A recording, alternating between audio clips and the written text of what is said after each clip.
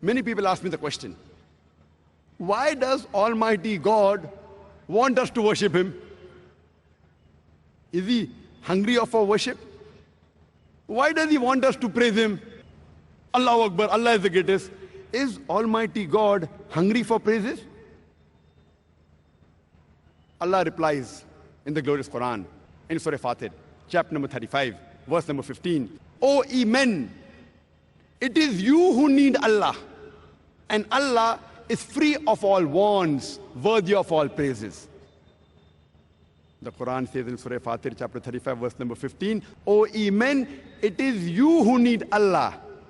Allah is free of all wants and worthy of all praises. The reason why Allah subhanahu wa ta'ala wants us to worship Him and to praise Him is not for His benefit. It is for our benefit.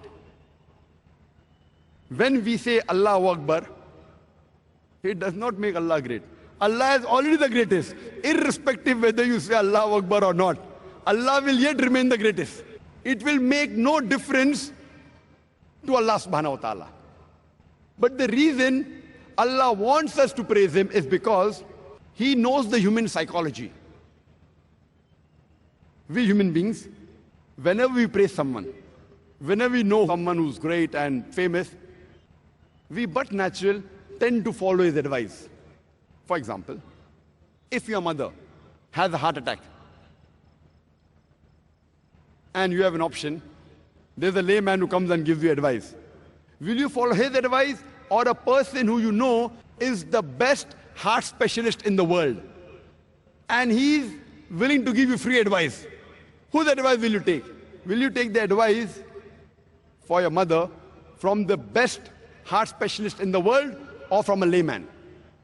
But natural, because you know the heart specialist is famous, people keep on praising him, you indirectly tend to follow his advice. Similarly, Allah subhanahu wa ta'ala wants us to praise Him. He is the greatest. Allah is the greatest. Allah is the most knowing. Allah is the most wise. So that the moment when we say He is the most wise, when He gives us the advice, we indirectly tend to follow it. If we don't agree, He's most wise, most knowledgeable, then the chances we will follow His advice is less. So Allah subhanahu wa ta'ala wants us to worship Him and to praise Him, not so that it will benefit Him, but it will benefit us. Allah says in Surah Fatir, chapter 35, verse number 15, O ye men, it is you who need Allah. Allah is free of all wants, worthy of all praises. Let me give you an example.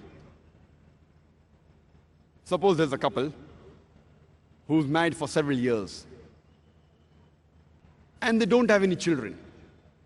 But natural, most of such couples, they will feel sad.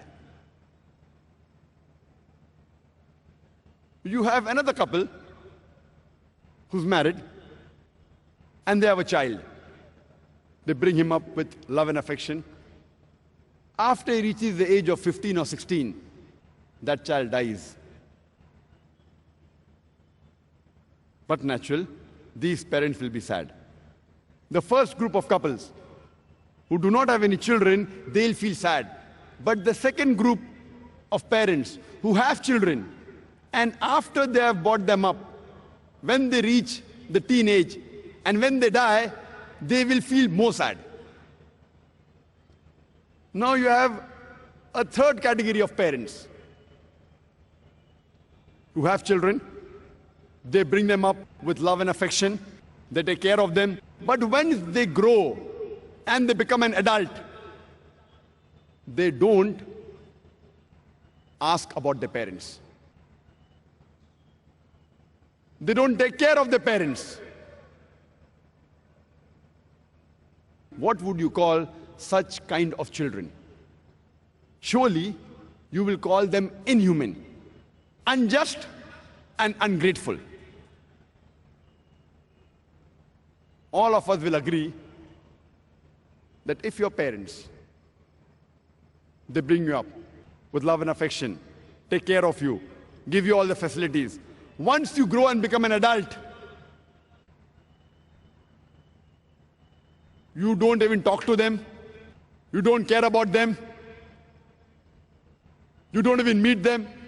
Surely, such children will be called unjust, ungrateful, and inhuman. If you agree with this point, imagine, what would you call those human beings who are ungrateful to their Creator? Our Creator, Allah subhanahu wa ta'ala, Almighty God, has not only created you, He has even created your parents. So don't you think that we should thank our Creator, Allah subhanahu wa ta'ala? Shouldn't we be obedient to Him? How many of us ever thank Allah subhanahu wa ta'ala for the bounties, for the blessings that He has bestowed upon us? How many of us? Almighty God, Allah subhanahu wa ta'ala, He has given us life. He has given us the blessings of this world: food, clothing, shelter. Can you imagine if you don't get water for a few days, but naturally you'll die? How many of us have ever thanked our Creator, Allah subhanahu wa ta'ala, for the water He has provided us? Have you ever thought that the air we breathe, if we don't get this air for a few minutes, what will happen to us? But naturally we'll die. How many of us have ever thanked our Creator, Allah subhanahu wa ta'ala, for the air He has provided us?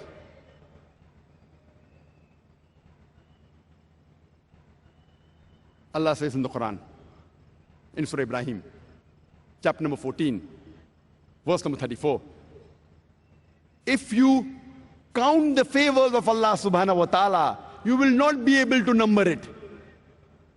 And man indeed is unjust and ungrateful. Allah says in the Quran in Surah Ayat, chapter number 100, verse number 6, Innal insana li rabbihi laqanud. Verily, human beings are to their Lord very ungrateful. Allah says this in several places, that verily human beings to their Lord are very ungrateful. Allah subhanahu wa ta'ala wants us to worship Him and to praise Him, not that it will benefit Him, because it will benefit us, benefit the human beings. Imagine when Allah subhanahu wa ta'ala comes to know that after you have followed His advice, it's benefiting His creation, He feels happy. For example, if there's a doctor who's giving free treatment and free advice to the poor patients, imagine if that patient doesn't listen to the advice of the doctor, how will the doctor feel? And if you follow the advice of the doctor, it will not benefit the doctor. He's giving you free treatment. It will benefit you. And once you follow his advice, the doctor is happy. At least my patient has now become healthy. Allah subhanahu wa ta'ala is far superior than all the doctors in the world. It's mentioned, Huwa Shafi. It is He who cures. So when you worship Him, when you follow His advice, Allah subhanahu wa ta'ala is happy, because the moment you praise Him and you follow His advice, it benefits His creations. It benefits the human beings, and it pleases Allah subhanahu wa ta'ala. Allah is not pleased when you worship Him and praise Him because it benefits Him. He's pleased because it benefits the human beings, His creations. And even after you commit sins, you commit crimes, the moment you repent, the moment you ask for forgiveness, Allah subhanahu wa ta'ala immediately forgives you. Allah mentions this in several places in the Quran. Wallahu ghafurur rahim. And Allah is oft forgiving and most merciful. in several places. In Surah Nisa, chapter number 4, verse number 25. In Surah Ma'idah, chapter number 5, verse number 74. In Surah Al-Hijr, chapter number 15, verse number 49. In Surah Nahl, chapter number 16, verse number 119. In Surah Al-Zumur, chapter number 39, verse 53. In Surah Buruj, chapter number 85, verse number 14. Wallahu ghafurur rahim. For verily, Allah is oft forgiving and most merciful. Even though you don't obey Him, even though you disobey Him, you don't follow His advice, the moment you repent, the moment you ask for forgiveness, Allah forgives you and He's happy. He's pleased that you made a mistake.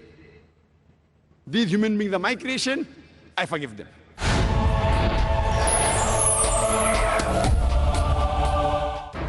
I wanted to share with you some of the ayat of the Quran and some of the ahadith of the Prophet sallallahu alaihi wasallam.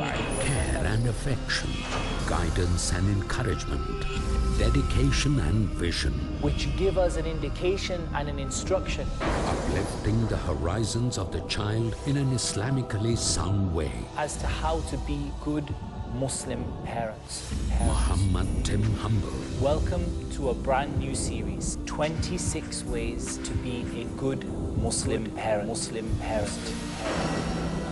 Imbibe the various qualities of ideal parents essential for their children's upbringing and betterment from 26 ways to be a good Muslim parent. Every Friday at 6 p.m. and repeat telecast at 5:30 a.m. India on Peace TV. Islam covers all aspects of this life and the hereafter. We begin with the letter A. A is for what? A is for Allah subhanahu wa ta'ala, the creator of the heavens and the earth. The do's and don'ts, the freedom to choose, to decide our way of life. My prayer, my fasting, my zakah, my hajj, my slaughter. As per our wise creator's will or our uncertain human will. Everything is only for Allah subhanahu wa ta'ala. Bilal Ismail. Purification, a super important matter in our Sharia, as we will learn A to Z of purification. Appreciate the holistic approach of Islam in dealing with various affairs of life in A to Z series. Every Monday at 8 p.m. and repeat telecast at 8:30 a.m. India on Peace TV.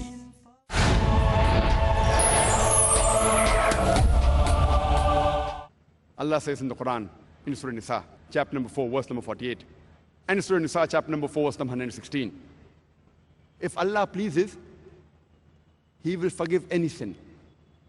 But the sin of shirk, associating partners with God, joining partners with God, Allah will never forgive.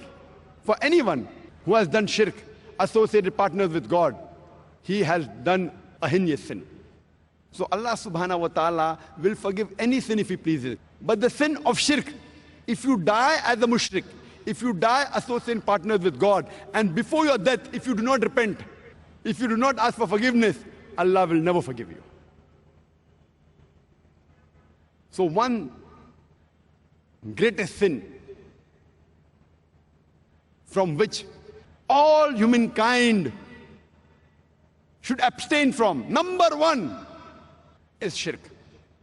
Associating partners with Allah subhanahu wa ta'ala. Joining God with Almighty God. People very often ask this question. We understand God has created the human beings for worshipping Him. But what is so special about the human beings? Why has He created us? Human beings are a unique creation of Allah subhanahu wa ta'ala. They are the best creation of Allah subhanahu wa ta'ala. The human beings and the jinns are the only creation who have a free will of their own. All the other creation of Allah subhanahu wa ta'ala, they have submitted their will to Almighty God, Allah subhanahu wa ta'ala, and they do not have any free will.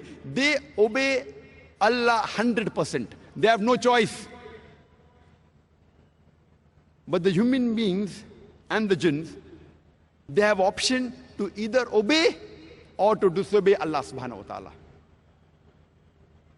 Allah says in the Quran, in Surah Teen, chapter number 95, verse number 4, verily, we have created the human beings in the best of molds.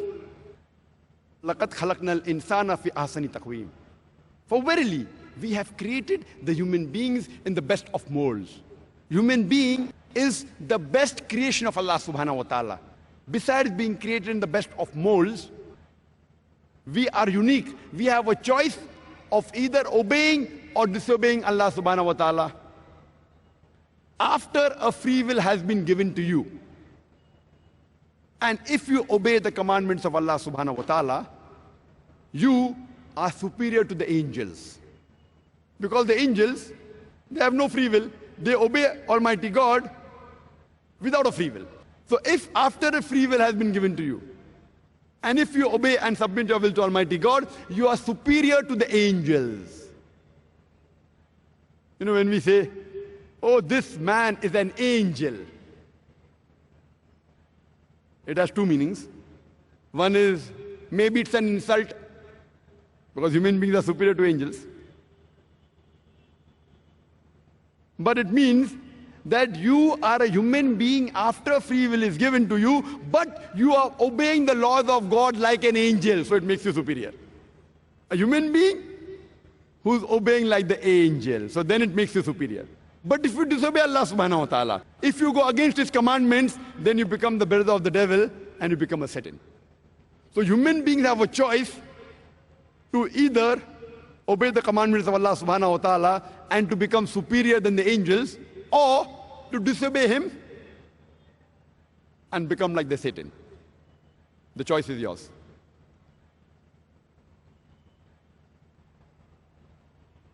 And when we analyze that, why has Allah subhanahu wa ta'ala, why has He created us? It is because we are the best of creations. We have an option of either obeying Him, or we have the option of disobeying Him. If we obey Him, we become superior than the angels. If we disobey Him, we become like the Satan. And this life, Allah says, is a test for us. I started my talk by also quoting one more verse of the Quran, of Surah Mulk, chapter number 67, verse number 2, where Allah says, الَّذِي خَلَقَ الْمَوْتَ وَالْحَيَاةَ لِيَبْلُوَكُمْ أَيُّكُمْ أَحْسَنُ عَمَلًا. Allah has created death and life to test which of you is good in deeds.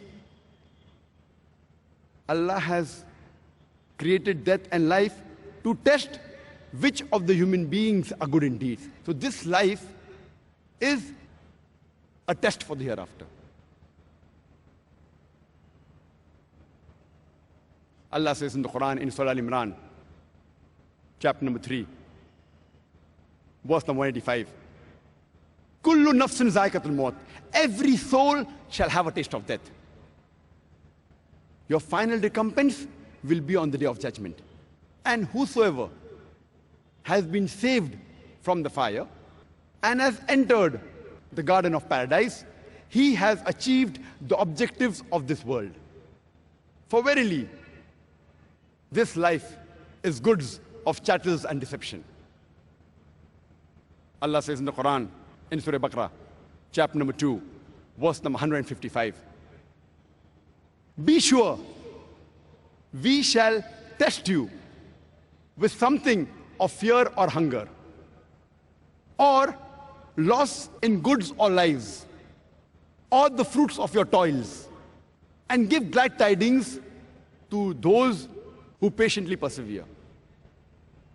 Allah subhanahu wa ta'ala has created this life for us and death as a test, to test which of the human beings is good indeed. And surely Allah will test you with fear, with hunger, with loss of goods, with loss of life, and what you have earned in your full life, the fruits of your toils. He will test different people in different ways.